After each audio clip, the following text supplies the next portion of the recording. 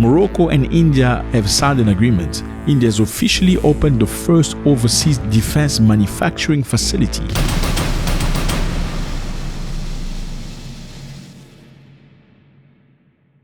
I've learned with time that one of the biggest problems one can possibly have is to rely on one thing at a time. Rely on one thing, on one supplier. Okay, he may deceive you or maybe not supply on a very crucial day and you'll be very disappointed. Rely on one friend. When they're not available, you will resent them. Rely on one source of income. When it blocks, your life will change immediately and you will feel it and you may cry. That's why people talk about diversifying, advocating multiple streams of income, advocating multiple friendships, not multiple relationships. No, I'm not for that, because that's a sacred area. You need to protect that. That energy is very crucial. But you've got to have options when it comes to many other things. I mean, I'm not going to advise you about your relationship. That's part of your own life, personal life. But I'm just saying, not for me. I'm very selfish with my energy. Relying on one supplier is wrong, okay? Same thing as relying on one colonizer, because when you fall apart, what happens? They cut you off, they cut you out. Remember Mali, Burkina Faso and Niger, when they asked France to leave, which is absolutely correct. I mean, which country still has today colonizers' military base in their land? When they asked France to leave, you know what France did? He said, from now on, you're not getting no visa to Europe. Why? Because France, he's the design country where these French colonized countries could go and apply for Schengen visas. Schengen visas, European visas.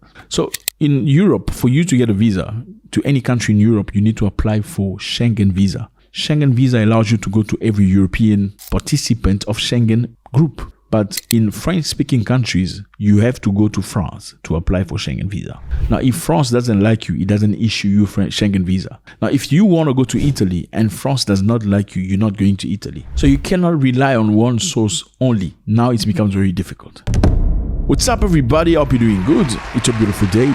Thank you very much for stopping. You appreciate it. I salute you for watching my music video and supporting. I appreciate you. It's nice. Very interesting experience. Amazing growth. I believe humans must continuously expand and grow. When you come to this world, you come for multiple objectives. It's not for you to just become an engineer. I don't believe so. I don't believe you were created only to be a pastor or a financier. I don't think so. I think there are many things that God or the creator, whatever you believe in, has put inside you. It's for you to explore. It's for you to expand. Don't limit yourself based on what society says. Yeah, society will want to call you, oh, you are the computer guy. No, you're not the computer guy. You're more than just a computer guy, trust me. Oh, you are the singer. No, you're not the singer. You're more than just a singer. There are many things inside of you. If you sit down and look into yourself, you're probably going to see many different other talents, 3, 4, 5. You perhaps have focused on one thing because it was easier to deal with, because it required much less investment from you, much less attention, perhaps. That's how humans navigate. So if you have an opportunity, take a chance. Look at those other things you've left out. You must look into it. I've been a professional boxer most of my life, a world kickboxing champion, also an engineer, a computer network engineer, a programmer. I've been into cybersecurity. Now music, I'm expanding, construction, development. You can't stop yourself. You need to continue moving. You have to grow. Restoration, you must develop yourself. I believe that. Anyway, we are in Morocco. Here's Morocco. Beautiful place, lovely people. That's on the map. Morocco is a very interesting place. Morocco and India have signed an agreement. India has officially opened the first overseas defense manufacturing facility. Congratulations. Making it a strategic milestone in South-South military cooperation. So, some people call themselves North, some people call themselves South. You know who the North are, apparently. Now, South-South cooperation, for the first time, Morocco and India have signed a deal. Congratulations. 20,000 square meters में फैली यह facility एक advanced armoured combat vehicle का निर्माण करेगी, जिसमें mobility, protection और fire power के नवीनतम गुण शामिल होंगे.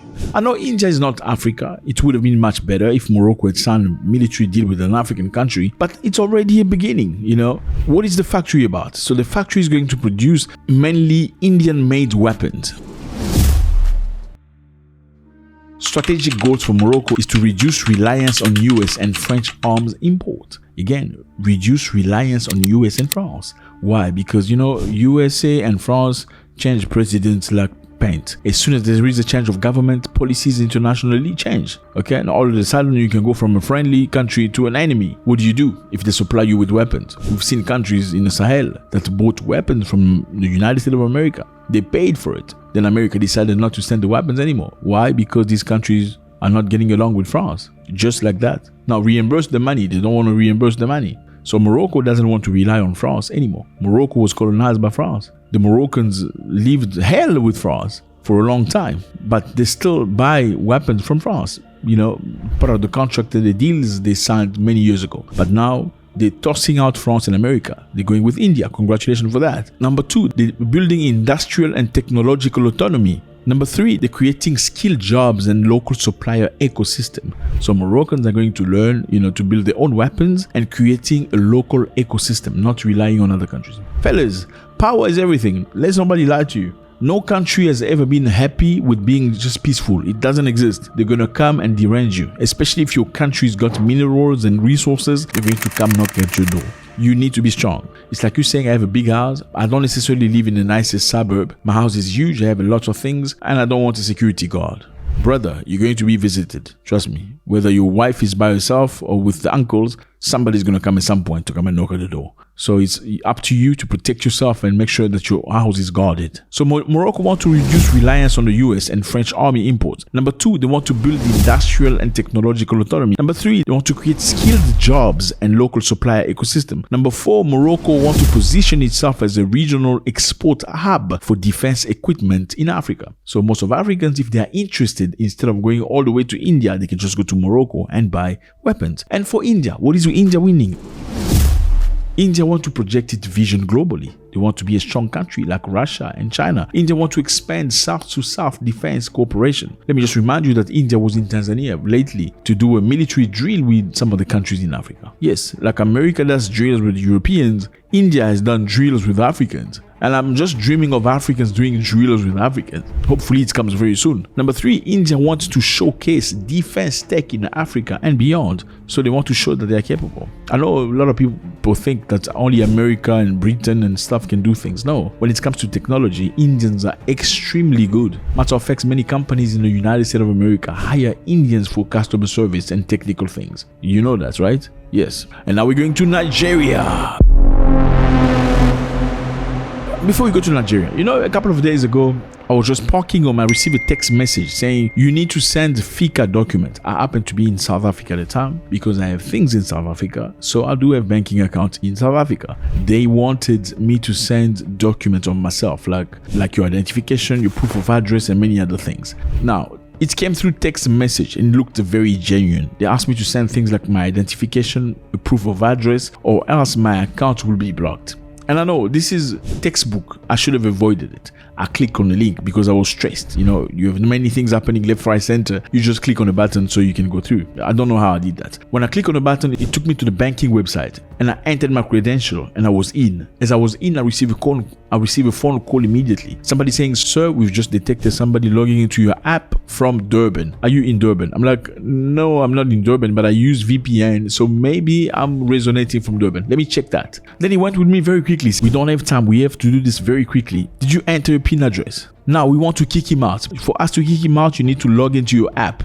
Go on to the banking app. And I went to the banking app. Now the banking app asked me to put my face on so it can authenticate with my face. The guy was so precise and so strong that I was just about to put my face on that thing. Then I was like, no. Hold on a second. Let me call the bank myself. How about I call the bank? So what's your name again? I want to call the bank. He gave me his name. He said if you call the bank to ask them to put me through you, it's going to take maybe 30 minutes. I'm like, it's okay. I felt he was being pushy. I called the bank and I gave the name of the person and the banking representative was like, oh, him again. He's back. He's back.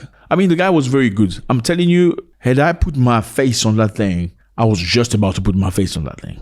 Now, we've moved into a digital world where things are very fast and very technological. Now, as much as it looks good, you can just put a finger on something and your account is open or locked. it comes with many culprits. Security. Nigeria is organizing a summit about cybersecurity, deepfake crime, and many other things. So banks, fintech, and financial technology communication say that Africa is becoming a testing ground for digital crime. Nigeria, Ghana, and other countries are coming together to try to find a way to protect Africa from this. So international companies are trying to find a way to protect Africans from being scammed and all these digital crimes. So what they're saying is AI-generated financial fraud, and there is a need for continental cybersecurity laws. Why are they doing this? There is a rise of voice cloning attack. I don't know if you've seen the publicity on TV. There's publicity showing Elon Musk and some of the prominent business people talking about how to make money. I don't know if you see that ad on YouTube saying that we've created a way for you to be rich. And it looks like Elon Musk. It looks like some of these prominent business people. This is AI generated, and they've defrauded many people. I believe now YouTube has blocked this ad. They've blocked it because many people lost a lot of things. And now these companies are saying we need to create a database of human beings in Africa so we can be able, in case somebody tried to defraud somebody else of their money, we can record their voice, their face, and their motion, so we can literally transmit the information like a hub, like a network of Africans, so they can look out for each other. Let's say somebody does a crime which is fraud related in Zambia. The Zambian government happen to record this person's voice and face and stuff. It can transmit the data to other African nations, because these fraudsters apparently move from one country to the other doing the same thing over and over, just trying to tweak here and there. So if one country can record a person's voice and